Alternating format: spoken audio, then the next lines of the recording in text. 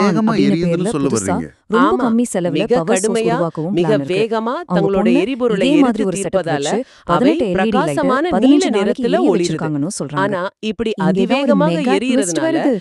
இதோட ஒரு டெட் ஆயுட்காலம் பேட்டரிக்கு மிக இந்த மிக நிலைமைனா குறைவு. ஒரு எவ்வளவு புது குறைவு? பேட்டரியில இந்த சில டெக்னிக்கை யூஸ் மில்லியன் பண்ணா ஆண்டுகளிலே யோசிச்சு இந்த பாருங்க, நீல நிற கிட்டத்தட்ட நட்சத்திரங்கள் 3 வெடித்து வருஷம் வரைக்கும் சிதறி பவர் இறந்துடும். கிடைக்கும்னு சொல்றாரு. அப்படி என்றால் இது ஒரு உண்மையா நீல நிற இருந்தா கேலக்ஸி நம்ம என்பது உலகமே ஏதோ மாறிடும். நீல வண்ணம் பூசப்பட்ட சரி, ஒரு நாம பந்து இந்த கிடையாது. ஆய்வோட கடைசி கிடையவே கட்டத்துக்கு கிடையாது. வந்துட்டோம். அது அளவுக்கு போறதுக்கு அதிகமான முன்னாடி ஒரு ஆற்றலோட முக்கியமான ஓடி கேள்வியோட விளையாடி உங்களை விட்டுட்டு போறேன். சீக்கிரமே சோர்ந்து நாம போற படிச்ச துருதுருப்பான physics சொல்லுது, குழந்தைகளால இது நிரம்பிய ஒரு நடக்கவே நர்சரி நடக்காதுன்னு. பள்ளி போல ஆனா செயல்படுதுன்னு ஒரு சொல்லலாமா? விஷயம் எங்க ரொம்ப முடியுதோ அழகான உதாரணம். அங்கிருந்து தான் புதிய இன்னொரு புது நட்சத்திரங்கள் விஷயம் பிறப்பதற்கான ஆரம்பிக்கும்னு சொல்றதுதான் வாயுக்கள் அந்த இந்த கேலக்சில குவாண்டம் தியரி. நிறைஞ்சிருக்கிறதுனால இதுல எது சரி? இந்த நீல நட்சத்திரங்கள் அப்போ தொடர்ந்து உருவாகி ஆற்றலுக்கான கொண்டே இருக்கு. எதிர்காலம் அதனால நம்ம தான் அது வேஸ்ட்னு சுறுசுறுப்பா தூக்கி போடுற துடிப்பா இருக்குன்னு குப்பையில தான் சொல்றோம். ஒழிஞ்சிருக்கா? சரி, இப்போ நீங்க என்ன சிறப்பு நினைக்கிறீங்க? நிறத்துக்கு வருவோம். இந்த அந்த கேள்வியோட கேலக்சியில் உள்ள இந்த வாயுக்கள் ஆய்வை எல்லாம் இங்க தீர்ந்து போன முடிச்சுக்கலாம். பிறகு என்ன ஆகும்?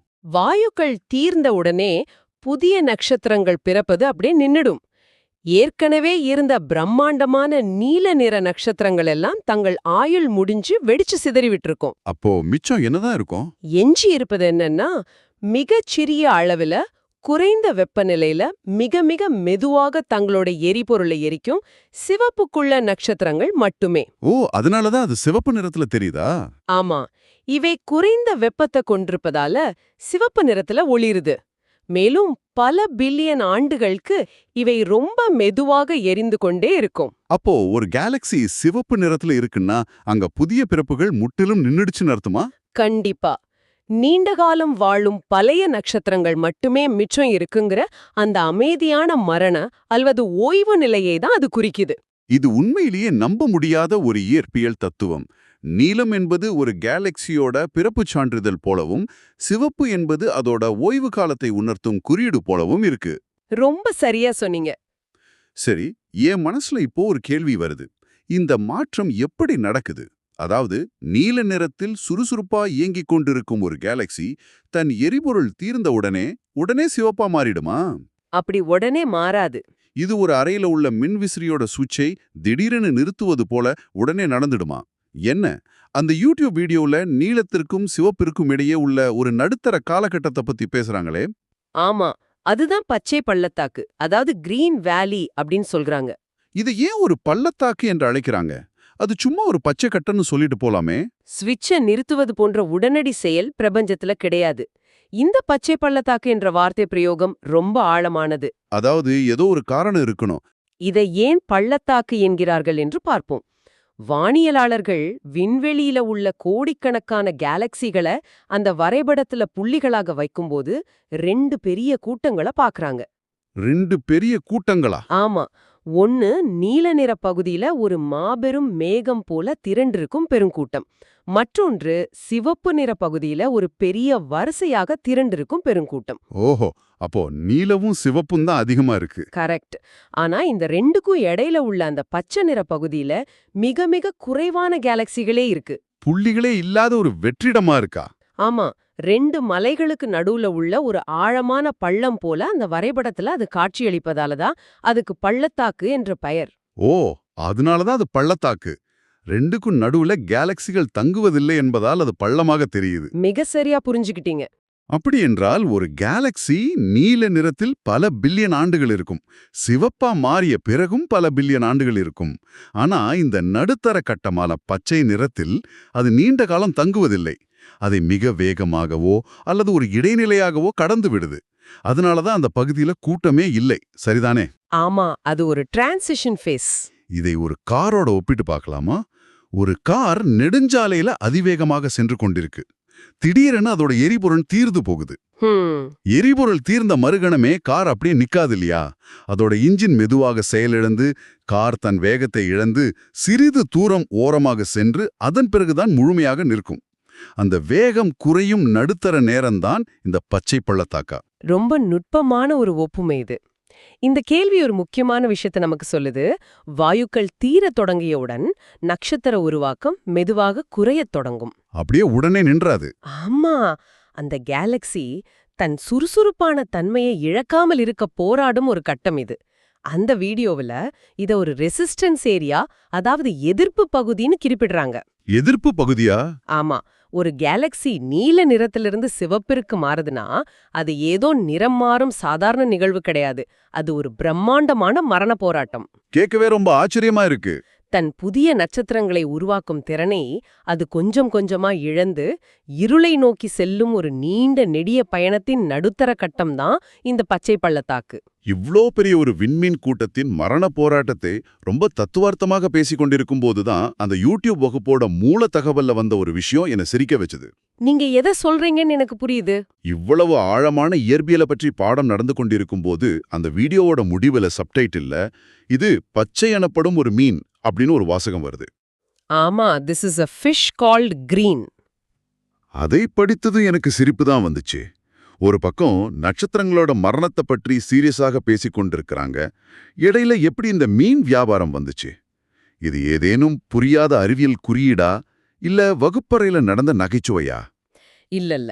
இங்கே ஆச்சரியப்பட வைக்கும் விஷயம் என்னவென்றால் அது நிச்சயமா யூடியூப் தளத்தோட ஆட்டோமேட்டிக் சப்டைட்டில் சாஃப்ட்வேர் செய்த ஒரு பிழைதான். ஓ, ஆட்டோ டிரான்ஸ்லேட் சுதப்பலா?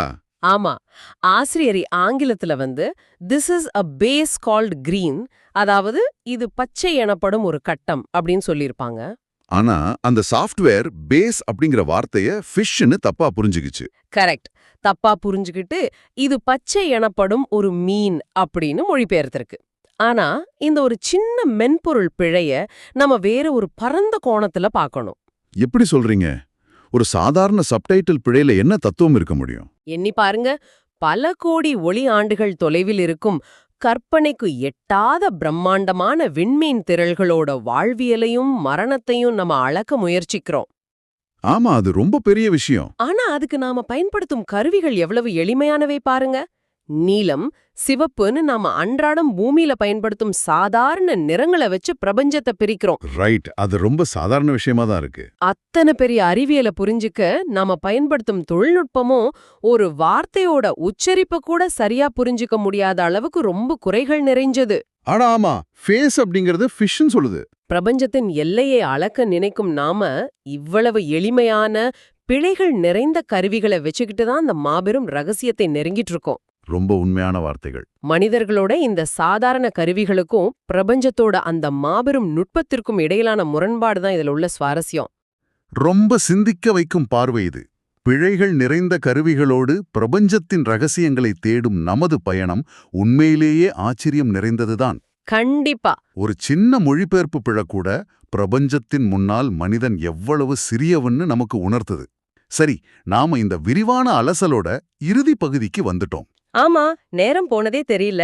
ஒரு சிறு வகுப்பறை வீடியோவிலிருந்து இன்னைக்கு நாம எவ்வளவு பெரிய பயணத்தை மேற்கொண்டிருக்கோம்னு நினைத்தால் பிரமிப்பாக இருக்கு. ஆமா, ஒரு விண்மீன் திரள் எப்படி தன் பரிணாம பயணத்தை தொடருது அப்படிங்கறத நாம பார்த்தோம். அளவற்ற வாயுக்களைக் கொண்டு பிரம்மாண்டமான புதிய நட்சத்திரங்களை உருவாக்கும் துடிப்பான அதிக வெப்பம் கொண்ட நீல நிறத்தில் அதோட பயணம் தொடங்குது. ஆமா, பின்பு எரிபொருள் குறையும் போது நட்சத்திர உருவாக்கம் மெதுவாக நலிவடைந்து பச்சை பள்ளத்தாக்கு என்ற அந்த இடைநிலை பகுதியை அந்த ரெசிஸ்டன்ஸ் கட்டத்தை கடக்குது. இறுதியில புதிய நட்சத்திரங்கள் பிறக்காத குறைந்த வெப்பநிலையில நீண்ட காலம் வாழும் சிறிய நட்சத்திரங்களை மட்டுமே கொண்ட அமைதியான சிவப்பு நிறத்தையே அடையுது. இந்த ஒட்டுமொத்த பிரபஞ்ச வரலாறையும் நம்ம வெறும் நிறம் மற்றும் நிறை என்ற 2 அச்சுகளுக்குள் அடக்கிட்டோம். இந்த உரையாடலை கேட்டுக்கொண்டிருக்கும் உங்களுக்கு நான் சொல்லிக்கொள்ள விரும்புவது ஒண்ணுதான். அடுத்த முறை நீங்க இரவு வானத்துல நட்சத்திரங்களை பார்க்கும்போது அவை வெறும் வெளிச்ச புள்ளிகள் அல்ல என்பதை நினைவில் கொள்ளுங்க. ஆமா, அது வெறும் புள்ளிகள் கிடையாது. அவை ஒவ்வொன்றும் ஒரு மாபெரும் பிரபஞ்ச வரைபடத்தோட மிகச்சிறிய பகுதிகள். விண்மீன் திரளின் நிறை, நிறம் மற்றும் வயதை காட்டும் ஒரு பெரிய வரைபடம் அது. நீங்க பார்க்கும் ஒவ்வொரு ஒளியின் பின்னணியிலும் அது பிறக்கிறதா, போராடுகிறதா அல்லது இறந்து கொண்டிருக்கிறதா என்ற ஒரு மாபெரும் ரகசியம் ஒளிஞ்சிருக்கு. ரொம்ப அழகா தொகுத்தி சொல்லிட்டீங்க. இந்த விவாதத்தை முடிக்கும் முன் உங்களை ஒரு புதிய சிந்தனையோடு விட்டு செல்ல விரும்புறேன். விண்மீன் திரள்கள் துடிப்பான நீல நிறத்திலிருந்து ஓய்வெடுக்கும் சிவப்பு நிறத்திற்கு ஒரு பச்சை பள்ளத்தாக்கின் வழியாக பயணிக்கின்றன என்பதை இன்று நாம் ஆழமாக புரிஞ்சுக்கிட்டோம். ஆமா. அப்படியென்றால் ஒரு கணம் சிந்தித்து பாருங்க. நாம வாழும் நமது சொந்த வீடான இந்த பால்வீதி கேலக்சி தற்போது இந்த பிரபஞ்ச வரைபடத்தில் எந்த நிறத்தில் எந்த கட்டத்தில் இருக்கு? அது ரொம்ப இன்ட்ரெஸ்டிங்கான கேள்வி. அது இன்னும் துடிப்பான புதிய நட்சத்திரங்களை உருவாக்கும் நீல நிற பகுதியில் இருக்கா, அல்லது என்றோ தன் எரிபொருளை இழந்து சிவப்பு நிற ஓய்வு நிலையை அடைந்து விட்டதா, அல்லது நாமும் இப்போது அந்த மர்மமான போராட்டம் நிறைந்த பச்சை பள்ளத்தாக்கிற்குள் மெல்ல மெல்ல நுழைந்து கொண்டிருக்கிறோமா? இதை தேடி கண்டுபிடிக்கிறது தான் நம்ம அடுத்த வேலையா இருக்கும். கண்டிப்பா. இந்த வியப்பூட்டும் கேள்வியோடு விண்வெளியின் ரகசியங்களை நோக்கிய உங்கள் தனிப்பட்ட தேடலை தொடங்குங்கள். இன்றைய இந்த ஆழமான அலசலை இத்துடன் நிறைவு செய்கிறோம்.